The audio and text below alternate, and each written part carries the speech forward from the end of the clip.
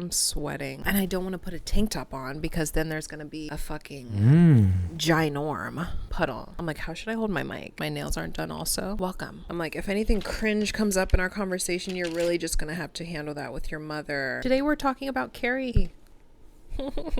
We're talking about Carrie. I just watched it. Shit's immaculate. Brian. 1976 that stuff came out. It's good stuff. Oh my god. You guys are probably like, why are you gonna address the hat? No. Is it weird that I'm wearing a hat? They're all gonna laugh at you. They're all gonna laugh at you. I'm like, no, I can work with this. Shut up, bitch. Your fucking hair's fucked up. You think anyone's gonna listen to your fucking words? Listen, hair, I'm like, you guys, hair is tea and coffee and chai and noodles and war. That's what I've learned. So if you don't understand that, you're gonna have to keep it pushing. I don't know. You clicked on the video. Oh, and I'm not putting a bra on. I don't care. That's another thing you're gonna have to talk to your mom and pa about. Let's talk about Carrie and how she had every right to act the way she did at that prom.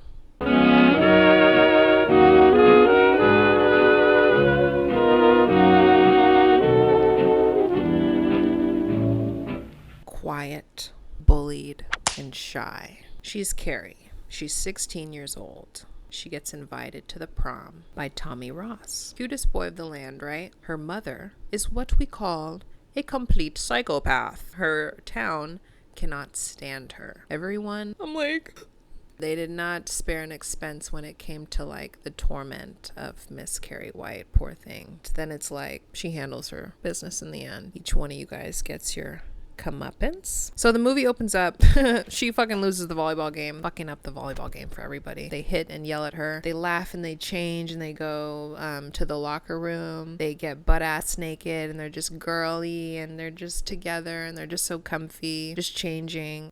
If you hear that, my neighbors are having like a party. So she has her period. We got the bully Chris Hargensen. What's her little lap dog's name? Norma, the hat. I'm like, Norma, take it from me. Take that fucking hat off. Morty, the principal. He doesn't know Carrie's name. He keeps calling her Cassie Wright or something like that. Her name's Carrie White. Miss Collins doesn't see an issue. He keeps calling her Cassie. Yeah, I don't like Miss Collins. She mentioned how she wanted to shake Carrie too. She felt what the girls were feeling. She was frustrated with Carrie too. And I'll be real, Carrie makes herself an easy target. But bitch, you don't have to shoot. Everyone steps in their fucking foot where their fucking foot does not belong in this film. That's what gets them caught up. Carrie's not thinking about all these people. So Miss Collins wants to go on this help Carrie tour. The movie continues. They send Carrie home after Miss Collins.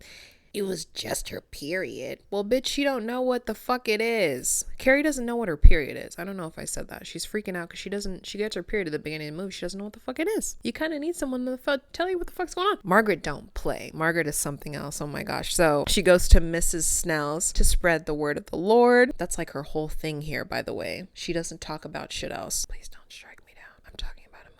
Mrs. Snell is Sue's mom. So remember, Sue just made fun of Carrie. However, when Miss Collins kind of shook Sue and said this is wrong, there was a change to her. Her face and all. Her demeanor changed. She didn't keep laughing like Chris and Norma. She for sure did not. That really affected Sue. Her feeling bad is actually genuine. Chris hates Carrie White. Polar opposites here. But Miss Collins punishes them all as if they're all Chris's. That's her fucking issue. The foot in the business where it doesn't belong, but we'll get there because she thinks she's helping Carrie. I hate Miss Collins, bro. I can't. Like, I think she's the real fucking monster of this whole thing. So Margaret gets home. She receives a phone call from the school about Carrie's accident, which, by the way, she's like, you knew that was gonna happen. Like, come on.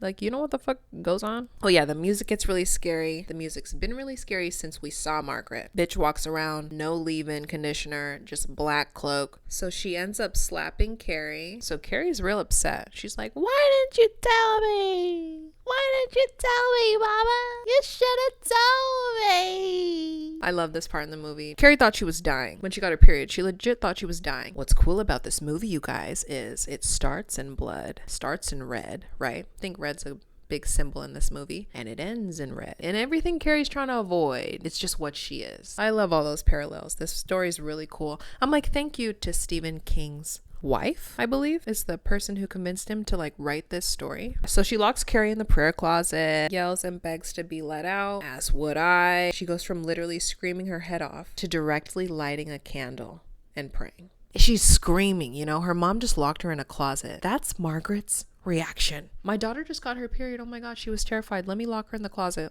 Adds up to me, Margaret. Go ahead. So she fucking locks her ass in the closet. Freaking out. That statue in the closet scares her even. And she's trembling. Carrie slowly comes out of the closet. She thanks her mom and gives her a kiss goodnight. And then Margaret actually gets like a smile on her face. It's not a smile, but it's like relative to how she's been acting. She might as well have been grinning ear to ear. The point is she genuinely thinks, oh, this is the right thing to do. Like she's genuinely relieved. And Carrie's like, thanks, mom. Like she's so fucking terrified, poor thing, but she's telekinetic, you know. The light breaks in the girls' locker room, the ashtray in the principal's. She breaks a mirror with her mind. It makes noise. Margaret comes charging up the stairs asking what it was. Carrie says, what noise? I need to do my prayers and then go to bed. And Margaret's smile is gone now. That's her daughter. She only had the thing. Like, holy shit. She's gonna know. So this is when we get into Tommy Ross, right? There's a teacher walking around the room and he's reading this beautiful poem. It's all dark and mysterious. Apparently Tommy Ross's poem. When teacher asks for criticism, no one says a thing. The room is silent, but Carrie says, beautiful. And Tommy's face changes to something more sincere. He's like, holy shit, she liked my poem. The teacher is also a dick to Carrie. Literally no one likes her. Miss Collins tries to keep her promise about doing something about how the girls are acting. Chris is shitty and careless like always.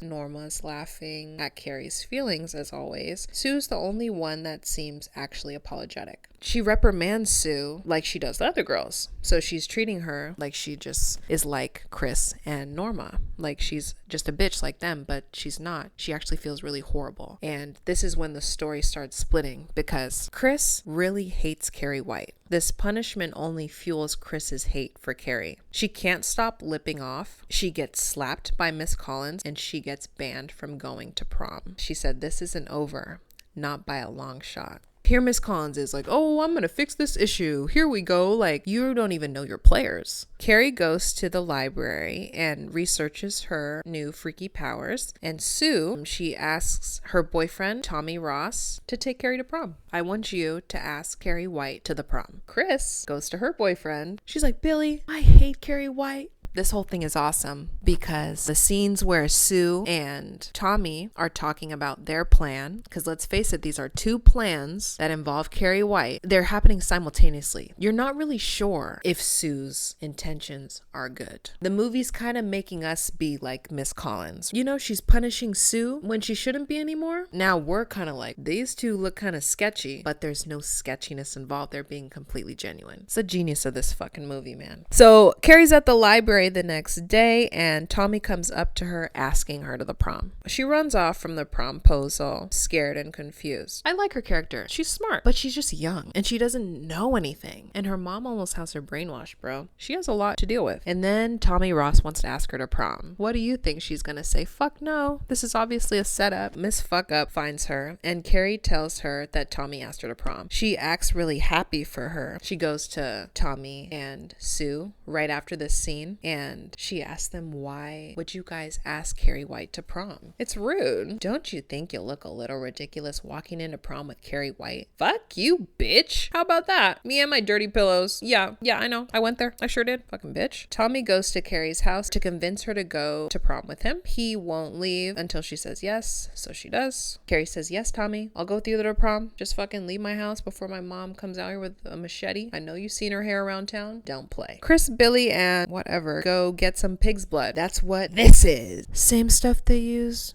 for pig's blood and Carrie. Chris is like, do it! One step closer to her revenge. So Carrie tells Margaret about the prom. How do you guys think it went over? Really quick. Her mom chastises her, throws her drink or whatever that fucking mixture is. It was all thick. Ugh, I was like curdling. She closes the windows to the house with her mind. Duh. And she was like, turn around and talk to me, Mom. I'm getting a little powerful over here, sunshine. And then her mom goes, witch. She had a feeling before, with the mirror, but she didn't see it. If I'm the mom, right? So far, everything she said is right. I hate to even go that far. But shit, she's kind of witchy, ain't she? What we're seeing is Carrie stand up for herself. She's never done that before. It seems with her new womanhood, a new confidence is emerging. Too bad she literally has no control over that shit. Billy got goons. Chris got goons. They collect the ballots for the prom. The whole town's getting ready for prom, it seems, and Sue says they'll just have to deal with it. Everyone's talking about how Tommy Ross is taking Carrie White to prom. She made her dress. Carrie finally uses her powers on her mother. We all knew that was coming. So she's getting ready for prom. It's the funniest thing, you guys. Actually, she goes, I can see your dirty pillows. Margaret sees her dress as red. Also, I like this part. Carrie's dress is nowhere near red. But one thing about Margaret, I think she's a little psychic. The dress does end up being red. Devil probably creeped his shit up in there. Gave her some telekinesis. Here you go. Grade A. You can fly if you want. I don't care. Carrie goes, they're breasts, Mama. They're called breasts, and every woman has them. Shit's about to get real. Tommy arrives. They go to the prom. They chat. They slow dance. Tommy invites her on another date. They actually have a good night. Who knew? It seems he actually likes Carrie. But none of this matters. Chris shows up with Billy to carry out their plan. Tommy and Carrie win prom king and queen. Carrie looks up and has her very last smile. The blood is spilled and Chris dips out of there. So Miss Collins sees Sue in the midst of all this, by the way, and kicks her out the prom. Sue saw what was going on. The girl who is the reason that Carrie is even up there on that stage. Carrie can only look up and she hears her mom's warning in her ears. They're all gonna laugh at you! They're all gonna laugh at you! Even though most of the crowd is just as shocked as she is, she can only see them laughing. It's too fucking late. Yeah, she kills everyone there. Miss Collins gets done up. The principal gets done up. She sets the bitch on fire and she fucking struts out there. And her dress is red. What now, Margaret? Chris and Billy try to run her over with their car and she kills them. You're gonna kill us, you stupid shit. Then she goes home and kills her mom as her mom tries to kill her. We all saw that coming. Frizzy ass bitch. Messy. Conclusion. Yeah, she was right about absolutely everything. You could say they were both kind of trapped. How the fuck you insert yourself in a young woman's business and fuck it up that bad? Sit down. Miss Collins, you're trifling. Chris, you're a bully and nothing more. You won't get far with that. Come on. Use your brain and not like you used that wet ballet. Margaret, I do want to say you suck. But you know what she says? Carrie was conceived through... So he got drunk that night. He took her, but she enjoyed it. She tells Carrie this. She hates men. That's obvious, She's like, first comes your blood and then they come sniffing like dogs. And I think she was scared of Carrie. They can't really see things for what they really are. I think that's really it. I think that's everything that's going on. So she kills her mom, right? And then she destroys the house. Tommy also died and she locked him in with everybody else. Sue ends up living. She wakes up. Her mom's by her side. She's going to put flowers at the house, at the gravesite. By the way, it says, Carrie White burns in hell. She puts the flowers down and then the hand comes up. I love it. And Sue wakes up from a dream. If you are still watching, don't be a bully, drink water, and subscribe.